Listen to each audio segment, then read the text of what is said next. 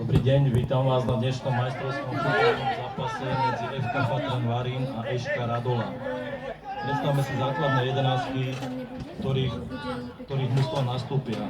Tréner hostí Eška Radola Rostislav Dembický nastúpi s touto základnou jedenáskou. V bráne číslo 99 Juan Origuez López, číslo 12 Marián Marčan, číslo 3 kapitán mužstva Peter Vnuk, číslo 2 Tomáš Kuriak, 5 Patrik Šustek, 19 Kristián Kováč, 7 Roman Duben, 6 Irenej Vnuk, 9 Štefan Vnuk, 8 Patrik Žubor, 11 Matej Ragula.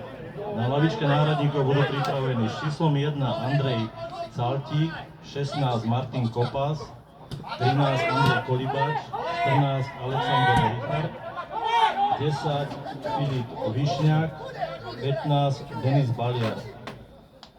Tréner